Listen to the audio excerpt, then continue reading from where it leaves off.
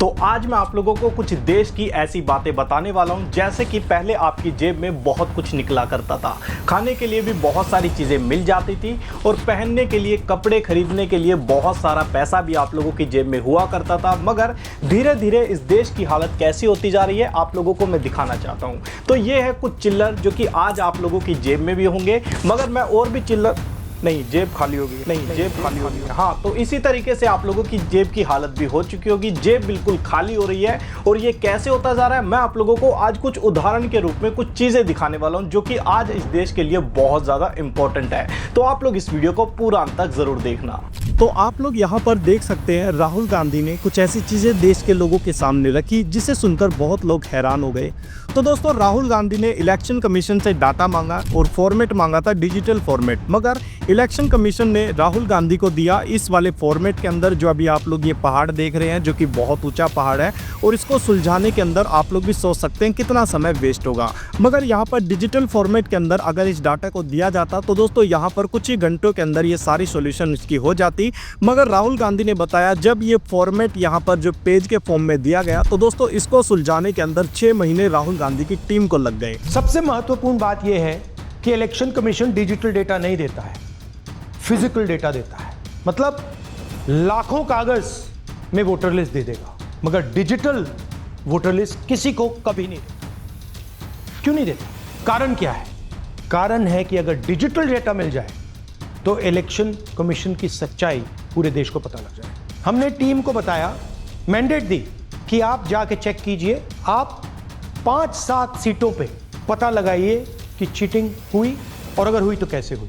Team ने हमें एक दिन बताया कि 5-7 सीटों पे काम किया ही नहीं जा सकता। क्यों?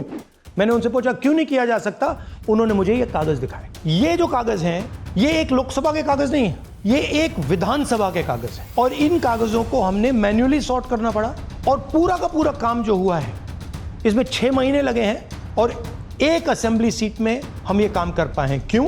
क्योंकि डिजिटल डेटा नहीं दिया जाता। तो अब मैं आप लोगों को कुछ ऐसी चीज़ें भी बताना चाहता हूं कि इस देश के अंदर क्या इसी तरीके से राज चलता रहेगा या फिर राहुल गांधी ने जो किया इस तरीके की चीज़ें अब लोगों को सामने रखनी होगी। क्योंकि आप लोग जानते हैं, जब डिजिटल फॉर्मेट के अंदर काम होता है तो दोस्तों बहुत ही सेकंडों में वो सारा काम हो सकता है। मगर यहाँ पर पेज की फॉर्मेट में जब ये सारी चीज़ें दी गई और वो भी एक ही जगह का ये वोटिंग लिस्ट है जहाँ पर एक जगह पर वोट हुई थी, जिसके ऊपर राहुल गांधी ने सवाल उठाया। मगर इस देश के अंदर तो बहुत सारे लोगों ने वोट किया था, लगभग 150 करोड़ के पास की आबादी हमारे देश की हो चुकी है।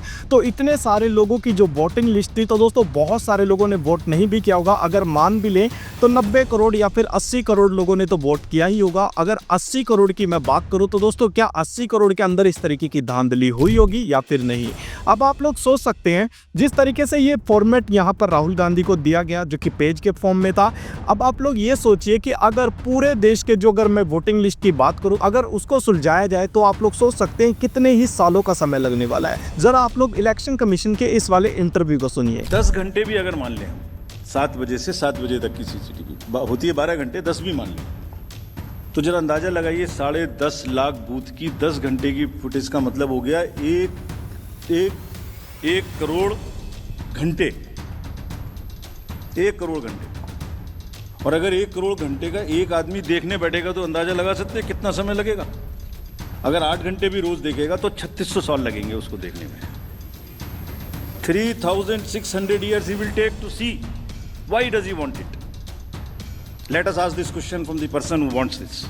तो इलेक्शन कमीशन के भी आप लोगों ने प्रेस कॉन्फ्रेंस करके बताया कि किस तरीके से यहाँ पर हमने उनको फॉर्मेट दिया है और इसको सुलझाने के अंदर उनको इतना समय लग गया। तो अब अगर हम पूरे देश का जो डाटा आप लोगों को देंगे तो उसके बाद आप लोगों को लगेगा 3600 साल का समय, अगर एक व्यक्ति उसको डाटे को सुलझाना लगे जिस तरीके से यहाँ पर राहुल गांधी ने इस पहाड़ को सुलझाया है। तो दोस्तों अगर पूरे देश का डाटा अगर राहुल गांधी को दिया जाए तो दोस्तों 3600 साल का समय लग सकता है। अब आप लोग ये सोच सकते हैं कि ये ड्यूटी इलेक्शन कमीशन की है कि उनको यहाँ पर डिजिटल फॉर्मेट के अंदर राहुल गांधी को ये चीज़ सौंपनी चाहिए। और क्योंकि इलेक्शन कमीशन राहुल गांधी को ये चीज़ क्यों सौंपे, तो दोस्तों ये बहुत सारे लोग भी सवाल सोच रहे होंगे। तो मैं आप लोगों को ये बता देता हूँ, राहुल गांधी ओपोजिशन के लीडर हैं और वो भी इस देश के अंदर अधिकार रखती हैं। और अगर राहुल गांधी इस चीज़ के मुद्दे को नहीं उठाएगा तो दोस्तों राहुल गांधी के सिवा और कौन इस मुद्दे को उठाएगा कि हमें डाटा चाहिए। जब आप लोग सोच सकते हैं इतना बड़ा जो कि एक नेता है, जो कि ओपोजिशन का लीडर है, तो दोस्तों जब उसको ही ये चीज़ नहीं दी जा रही तो हम जैसे आम नागरिक को क्या ही चीज़ें सौंपी जाएगी इलेक्शन कमीशन के द्वारा। तो दोस्तों अब आप लोग सोच सकते हैं कि आपकी वोट की कीमत आखिर क्या हो सकती है। क्या इस देश के अंदर रहना और इस देश के अंदर वोट करना क्या सुरक्षित है या फिर नहीं। जिस तरीके से आप लोगों ने भी इलेक्शन कमीशन के ऊपर ये चीज़ रखी होगी कि इलेक्शन कमीशन जो भी यहाँ पर जिस तरीके से वोटिंग करवाएगा तो दोस्तों वो सेफ है, मगर जब इस तरीके की चीज़ें जो राहुल गांधी ने दिखाई तो दोस्तों इस तरीके की चीज़ें जब सामने आएंगी तो सवाल तो उठता ही है। तो दोस्तों अब आप लोग सोच रहे होंगे कि राहुल गांधी को जो यहाँ पर ये पूरा पहाड़ दिया गया था, इसको सुलझाने के अंदर जब इनको 6 महीने का समय लग गया, तो राहुल गांधी को जब पूरे देश का डाटा दिया जाएगा तो उसके अंदर इलेक्शन कमीशन बताता है कि 3600 साल लग सकते हैं और 3600 साल के बाद वो डाटा सुलझाया जाएगा। तो दोस्तों अब आप लोग सोच सकते हैं कि 3600 साल का यहाँ पर जिम्मेवारी कौन लेगा कि 3600 साल को जो इस डाटे को सुलझाएगा कि वो जिंदा भी रह पाएगा या फिर नहीं।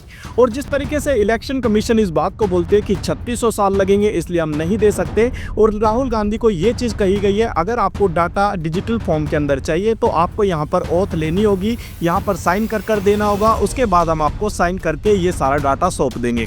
तो दोस्तों आप लोग ये बात सोचिए, जब ओपोजिशन का लीडर इस बात को बोल रहा है कि ये वोटिंग यहाँ पर नहीं सही हुई है और इसका डाटा मुझे चाहिए, तो दोस्तों उसको ये चीज़ नहीं दी जा रही। अब आप लोग सोच सकते हैं क्या यहाँ पर वोटिंग सही तरीके से हुई होगी या फिर नहीं। अब बात यहाँ पर यह भी आती है कि राहुल गांधी ने जो भी इलेक्शन कमीशन के ऊपर ये सारे सवाल उठाए हैं या फिर सही है या फिर नहीं। अब ये सारी चीज़ें जाएंगी सुप्रीम कोर्ट के अंदर। तो पहले आप लोग इस वाले वीडियो को देखिए, उसके बाद मैं आप लोगों को और भी बात समझाता हूँ। Bulk voters in single address, single bedroom का घर है, 80 वोटर रह रहे हैं उसमें, दिखाइए, जूम इन कीजिए, अलग अलग नाम, अलग अलग परिवार। और जब हम वहां जाते हैं हमें बताया जाता है यहाँ पे 80 लोग नहीं रहते, यहाँ पे ये लोग हैं ही नहीं, कोई नहीं जानता इनको। ये है बूथ नंबर 366 पे वही कहानी, ये देख लीजिए, छोटा सा एक बेडरूम का घर है, जूम इन कीजिए। ये सब लोग इलेक्शन कमीशन के मुताबिक ये सब लोग इस घर में रहते हैं, और जब हम वहां जाते हैं एक भी नाम नहीं मिलता, और वहां के लोग कहते नहीं ऐसे, इन लोगों को हम नहीं जानते। तो राहुल गांधी ने जो भी यहाँ पर सवाल उठाए हैं, अब ये सवाल मुझे सही क्यों लग रहे हैं या फिर मुझे भी इस तरीके का डाउट हो रहा है, तो मैं आप लोगों को ये चीज़ बताना चाहता हूँ। तो दोस्तों आप लोग ज़रा इस वाले घर को देखिए। अब ये घर है, एक कमरे का घर है और छोटा सा घर है। अब इस घर के अंदर कितने ही लोग रहते होंगे, 1 2 3 4 या फिर ज़्यादा से ज़्यादा 5 या 6। मगर दोस्तों यहाँ पर जब राहुल गांधी ने जो यहाँ पर टीम के साथ मिलकर ये जो डाटा दिखाया है, तो दोस्तों राहुल गांधी का यहाँ पर कहना था इसके अंदर वोटिंग की गई है 80 से भी ज़्यादा लोग। तो दोस्तों 80 से भी ज़्यादा लोग इस छोटे से घर के अंदर रह रहे हैं, क्या आप लोग सोच सकते हैं। तो दोस्तों यहाँ पर सवाल तो उठता है। अब दूसरी बात, आप लोग ज़रा इस वाली वीडियो को देखिए। अब मैंने आपको दिखाया था ये 35 नंबर का रूम, जहाँ पर बहुत सारे 80 से भी ज़्यादा लोग वोट कर गए हैं इसी एड्रेस के ऊपर। अब दूसरे वाला ये वाला आप देख सकते हैं, यहाँ पर ये रूम नंबर है 791, और दोस्तों यहाँ पर भी बहुत सारे लोगों ने इस मकान नंबर के ऊपर जाकर वोट कर दिया। अब आप लोग सोच सकते हैं क्या ऐसा हो सकता है कि एक ही वोटिंग के एक ही एड्रेस के ऊपर बहुत सारे लोग जाकर वोट कर रहे हैं। आप लोग देखते होंगे जब आप लोग वोटिंग करने के लिए गए होंगे तो बहुत सारी चीज़ें आपसे पूछी जाती है, मगर यहाँ पर एक ही एड्रेस के ऊपर आकर बहुत सारे लोग वोट कर गए। तो दोस्तों सवाल तो यहाँ पर उठता है। 11,000 वोट ऐसे चोरी हुआ, ठीक है। नेक्स्ट, फेक एड्रेस, या तो एड्रेस है ही नहीं या फिर address 0, house number 0, street number 0। दिखाइए हाउस नंबर 0, देखिए मुनियप्पा जी, मंजुला मुनियप्पा जी का हाउस नंबर 0। अच्छा ये देखिए टेकराज सपकाता, इनका फादर का नाम DFOIGAIDF, हाउस नंबर 0 में रहते हैं। हस्बैंड्स नेम इनका, नीचे जाइए, टिक्का कुमारी आचार्य, नेम YTDR, किसी ने ऐसे ही टाइप कर दिया है YTDR QPF। अच्छा जूम आउट। और जब हम इन एड्रेसेस को वेरीफाई करने जाते हैं तो कोई एड्रेस नहीं। तो आप लोगों ने ये वाली वीडियो भी देखी, यहाँ पर क्या किया जा रहा है। तो दोस्तों जब आप लोग वोट करने के लिए गए होंगे तो आप लोगों ने भी देखा होगा, आपसे सवाल जवाब किए जाते हैं कि आपके पिता का नाम क्या है, आपका एड्रेस क्या है, आपका नाम क्या है, आपकी फ़ोटो, सब चीज़ें आपकी देखी जाती है। मगर यहाँ पर आप लोग इस वाली वीडियो को देखिए। यहाँ पर इस वीडियो के अंदर क्या हुआ, राहुल गांधी ने भी बताया कि यहाँ पर जो किसी व्यक्ति था जिसके जो वोटिंग करने के लिए गया, तो दोस्तों उसके पिता का जब नाम यहाँ पर देखा गया, पिता का नाम क्या निकला, IZIVV कुछ भी यहाँ पर शब्द लिख दिए गए और बता दिया गया ये इसके पिता का नाम है। तो दोस्तों क्या किसी के पिता का, किसी फादर का नाम ये हो सकता है? जिस तरीके से कुछ भी टाइपिंग यहाँ पर कर दी गई और यहाँ पर लिखकर उसके नाम से वोट पड़वा दिया गया, तो दोस्तों क्या यहाँ पर सवाल उठना नहीं बनता? तो आप लोग भी ये सोच सकते हैं। तो आप लोगों को मैं बहुत सारी इस तरीके की चीज़ें दिखा चुका हूँ कि राहुल गांधी ने जो भी सवाल यहाँ पर उठाए हैं और राहुल गांधी के सवाल यहाँ पर लोगों को सही लग रहे हैं, इसीलिए बहुत सारे लोग इसके ऊपर आवाज़ भी उठा रहे हैं। तो मैं आप लोगों को एक चीज़ और यहाँ पर दिखाना चाहता हूँ, ज़रा आप लोग इस वाली वीडियो को देखिए। We found that 1,250,000 votes were stolen. And we're going to tell you how. What is the total number in the assembly? Total number of votes?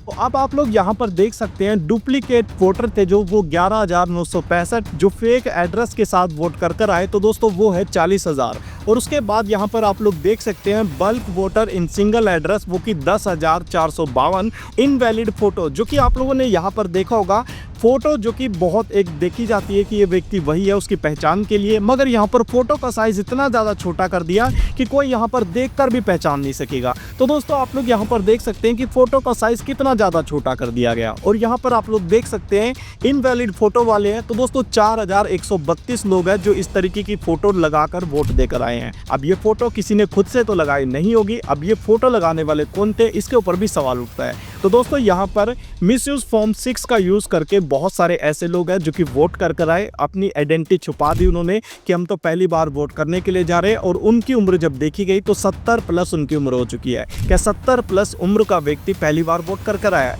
तो दोस्तों यहाँ पर भी सवाल उठता है। अब जिस तरीके से राहुल गांधी ने ये सारी चीज़ें दिखाई हैं, और सच में मुझे तो ऐसा लगा इस चीज़ की जांच तो होनी चाहिए और इलेक्शन कमीशन को भी राहुल गांधी को डिजिटल फॉर्म के अंदर डेटा देना चाहिए। अब ये सारी चीज़ें जाएंगी सुप्रीम कोर्ट के पास। अब सुप्रीम कोर्ट क्या ऑर्डर देता है वो देखने वाली सबसे बड़ी बात है। मगर जिस तरीके से राहुल गांधी ने यहाँ पर बहुत सारी इस तरीके की चीज़ें दिखाई हैं जो कि बहुत सारे लोगों के मनों के अंदर सवाल उठाती है। अब ये सारे सवाल उठाने चाहिए मेन स्ट्रीम मीडिया को, मगर मेन स्ट्रीम मीडिया कोई भी इस तरीके के सवाल नहीं उठा रहा। अगर सवाल उठा भी रहा है तो वो सीधा सीधा राहुल गांधी के ऊपर ही ब्लेम लगा रहे हैं। अगर आप लोगों ने इस तरीके की वीडियोस देखी होंगी तो दोस्तों आप लोगों को क्या लगता है, क्या राहुल गांधी को डिजिटल फॉर्म के अंदर डेटा देना चाहिए या फिर राहुल गांधी को इसी तरीके से छोड़ देना चाहिए कि राहुल गांधी जाए ओथ के ऊपर साइन करे उसके बाद डेटा ले? आप लोगों को क्या लगता है कमेंट बॉक्स में मुझे जरूर बताना। और एक चीज मैं आप लोगों को और बता दूं, आज भी बहुत सारे ऐसे लोग हैं जिस चीज के ऊपर सवाल नहीं उठाना चाहते। और मेन स्ट्रीम मीडिया का हाल तो आप लोगों ने देखिए, बद से बदतर हमारे देश की मीडिया का हाल हो चुका है। आप लोग सोशल मीडिया को सपोर्ट करें। सोशल मीडिया के जो चैनल है जो कि अच्छी खबर दिखाते हैं, रवीश कुमार, तो दोस्तों मोलिटिक्स, बहुत सारे ऐसे न्यूज़ चैनल हैं जो कि बहुत अच्छी खबर दिखाते हैं, जो देश के अंदर चल रहा है उसके ऊपर आवाज़ उठाते हैं। मगर आप लोग इन लोगों को सपोर्ट नहीं करते। तो दोस्तों आप लोगों को इन लोगों को सपोर्ट करना चाहिए और ज़्यादा से ज़्यादा इन लोगों की वीडियोस देखें। आप लोगों को हमारी वीडियो कैसी लगी कमेंट बॉक्स में मुझे ज़रूर बताइएगा और इस वीडियो को लाइक और चैनल को सब्सक्राइब जरूर करें।